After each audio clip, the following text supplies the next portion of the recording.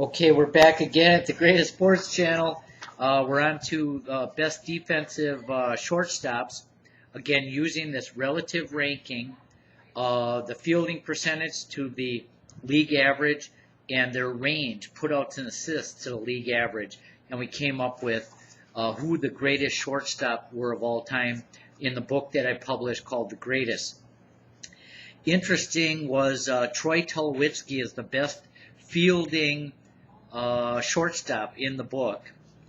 He was 16% better than the average defensive shortstop. He has 2 Gold Gloves. His fielding percentage was 985, and the league range was 973, and his range is 5. Gets the 5 balls, putouts and assists per 9 innings. And the league range right now is only 436, so that's really interesting. Hugh Jennings was second. He's in the Hall of Fame. His range was 616, which was very high, putouts and assists per 9 innings. Cal Ripken is the third best defensive shortstop, 13% better than the average shortstop, third best of all time, or at least in the book of the guys that we did. And had a range of 473, but at that time the league range was only 425 putouts and assists per 9 innings. His fielding percentage also was 975, and the league fielding percentage was 66, and he did have 2 Gold Gloves, so that's really interesting. Here's a guy people probably don't remember. Ray Sanchez played for the Chicago Cubs in the 70s. We have him as the 4th best fielding shortstop. He also played second base of guys that we looked at in the book. He had a fielding percentage of 981, and the league fielding percentage was 970 during his career. Tony Fernandez, not in the Hall of Fame, has 4 Gold Gloves as 5th. 6th is Mark Belanger, not in the Hall of Fame, and has 8 Gold Gloves. Got to 5.24 balls, putouts and assists at a time when the league average was 492. His fielding percentage was 977 at a time when the league fielding percentage was 964. Rick Burleson was 7th. He had a very good arm, 5.25 putouts and assists per 9 innings. Gene Alley was 8th. Ozzie Smith is 9th in our book. So we've gotten a lot of flack over this because everybody says that Ozzie Smith is the greatest defensive shortstop of all time. Had 13 Gold Gloves. Was very flashy. But Ozzie Smith played about 20 years, and the stats don't lie. His range was 5.03. He got to 5 balls, putouts and assists every 9 innings. With the league average was 477. Well, people argue that, well, he played on turf, so that scoots through. But then you could also argue that he gets true hops.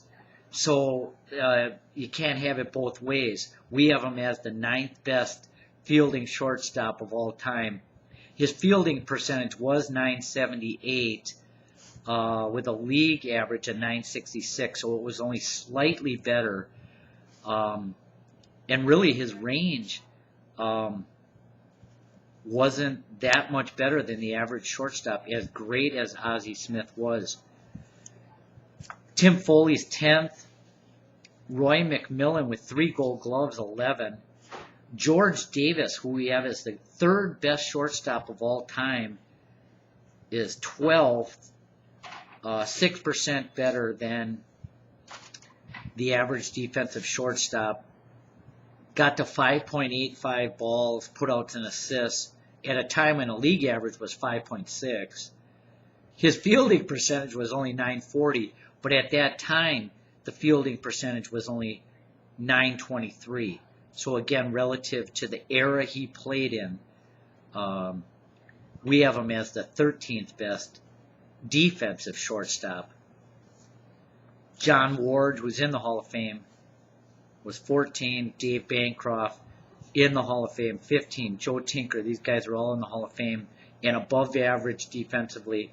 Roderick Wallace, Rabbit Marinville, Joe Sewell.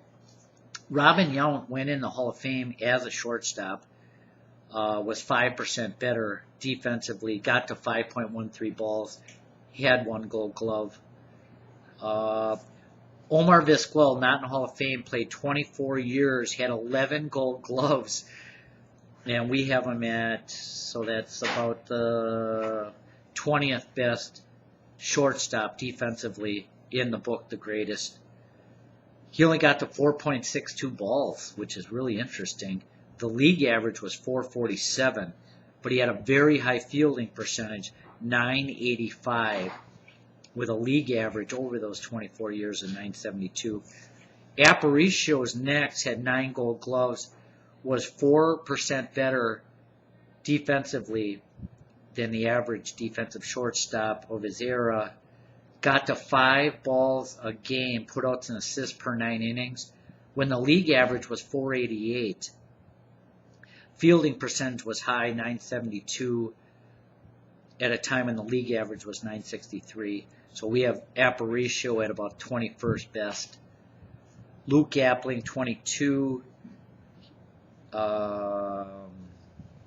Ray Ordonez had 3 Gold Gloves, not in the Hall of Fame.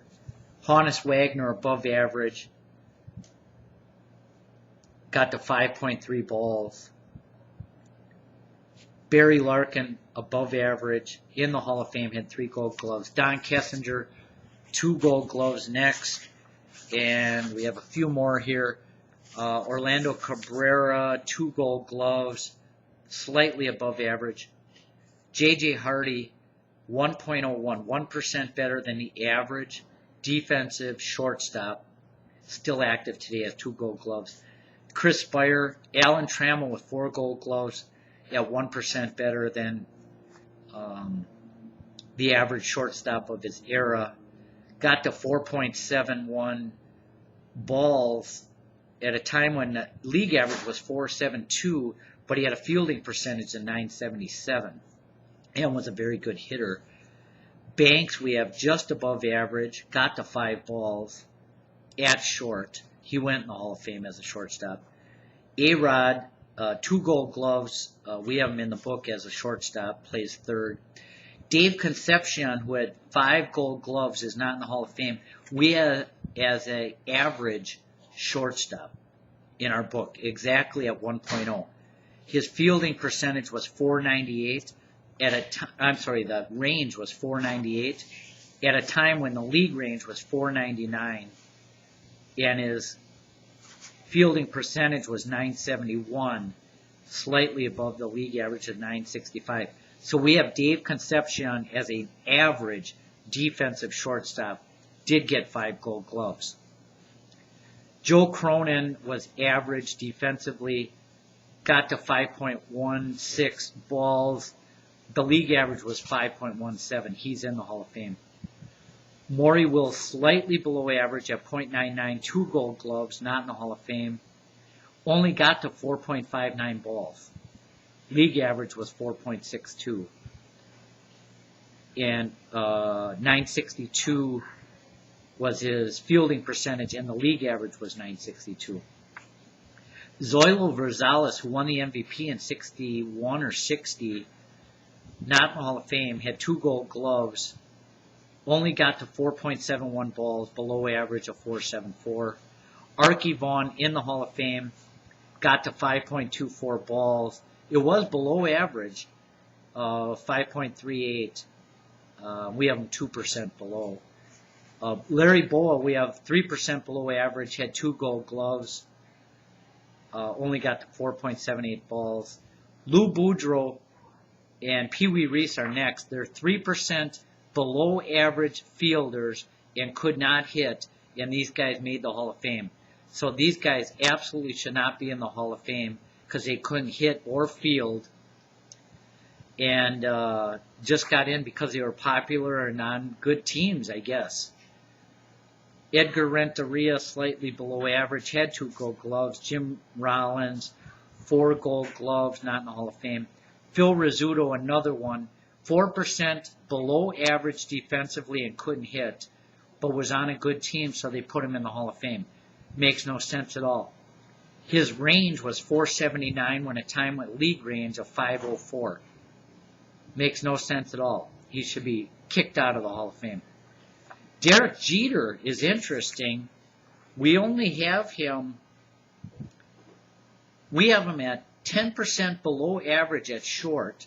Now, he is a pretty good hitter, but he had 5 Gold Gloves. This makes no sense at all. Again, playing in New York, and he's popular and has a big contract. His range is only 408 for his career. At a time in the league range is 453. This makes no sense at all. So those are the defensive shortstops.